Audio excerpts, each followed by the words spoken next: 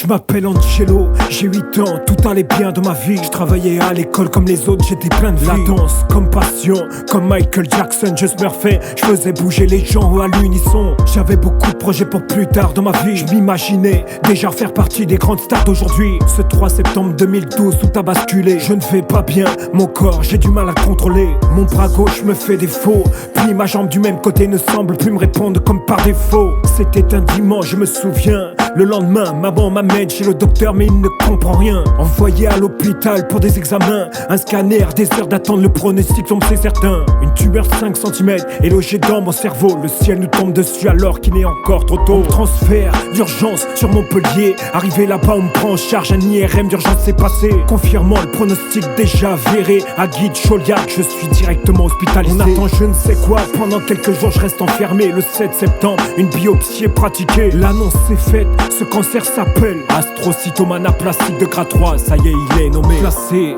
sur le thalamus droit de mon cerveau, j'apprends des termes médicaux même si pour mon âge c'est bien trop tôt. Le 9 septembre, je rentre à la maison. Ils nous disent qu'il n'y a pas de souci, qu'il faut attendre pour mettre en place le traitement de fond. 10 octobre, j'attaque fort, radiothérapie associée au T-modal, le mot chimio j'ai vite compris. Tout s'accélère, pendant ce temps-là sur place je reste bloqué. Je commence à perdre l'équilibre, à avoir du mal à marcher. Je fais de mon mieux, j'essaie de faire comme si ce n'était rien. Je tombe à chaque fois que j'essaie de me déplacer sur le bon chemin. En quelques semaines, je perds constamment l'équilibre. Comme soutien, on me donne un ami qu'on appelle PQ. Le traitement de fond commence comme prévu. Je dors la semaine avec papa pendant que maman elle ne dort plus. Enceinte de 6 mois, elle ne pouvait pas m'assister. La chimio pouvait sur le bébé tout dérégler. Chaque week-end, content de rentrer à la maison. Les lundis, la boule au ventre de retourner à Palavas les flots. Ça nous déchirait le cœur, maman et moi nous séparer. On était fusionnels sentimentalement pour toujours liés. À ce moment-là, je n'avais pas mal physiquement, mais j'avais beaucoup de difficultés à marcher sans assistance. Semaine déjà de traitement, je me sens fatigué. Je finis en chaise roulante, je n'ai pas la force de me déplacer. Au mois de novembre,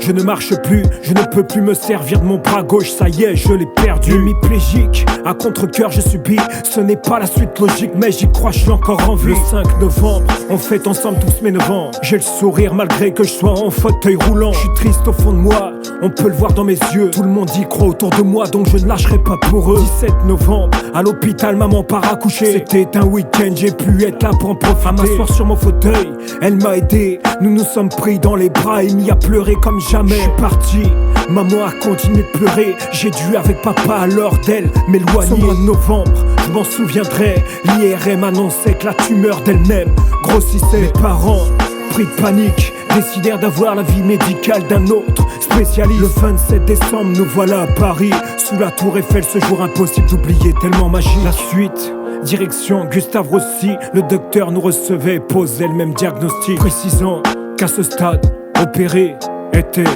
impossible. Je repasse un IRM au mois de janvier. Plus de prise de traitement, mais papa est chargé de me surveiller. Ça me détruit petit à petit, ça accélère les choses. Paraplégique, l'aveugle d'un œil, je ne peux plus faire grand chose. La paralysie faciale prend de l'ampleur. Je continue à faire l'effort de sourire d'un côté, mais tout ça me fait peur. Je ne me plains pas, c'est ce que tous les gens pensent, mais j'en pense pas moi. Au fond de moi, je suis terriblement en souffrance. À Palavas, mes yeux coulent à flot. Personne n'a voulu emmener maman alors que là-bas c'est ce qu'il me faut. Papa, je t'ai beaucoup parlé, je t'ai dit des choses qu'à maman pour qu'elle ne soit pas triste, tu n'as pas révélé. Le 2 février, on a reçu des résultats. Mes parents ne m'ont rien dit, la tumeur s'est installée comme chez soi. Ce mois passe, je suis toujours là, je me bats encore pour vivre comme un véritable guerrier, tel un soldat. 1er mars, on déménage pour un meilleur cadre de vie, mais moi je ne bouge plus, je reste constamment dans mon lit. Maman dans ma chambre, accroche mes posters de MJ. Elle remet en place toutes mes affaires, tout ça me redonne tellement envie. Nous voilà seuls, abandonné par la médecine et le serment d'Hippocrate que tous ces médecins ont bien respecté. L'infirmière du village vient une fois par jour me visiter, change ma perfusion, prend soin de moi, j'aimerais de vivre à la remercier. Pour le reste, maman gère,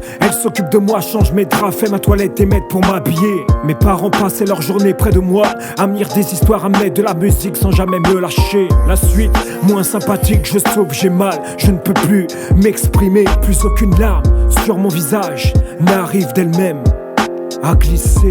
Ce 9 avril, notre médecin prescrit de la morphine pour me laisser partir en paix. La décision par mes parents prise était de ne pas me réanimer. Maman me tient la main, elle est assise paisiblement, elle me parle à l'oreille, elle m'assiste, elle reste à mes côtés. Il est 3h25 du matin, à cet instant je pars rejoindre les anges dans la voie lactée. En silence, vaillamment, maman me tient toujours la main sans me lâcher. Ça y est, je je le sens, je m'envole. Sa présence déjà me manque, malgré que je ne veuille pas l'abandonner.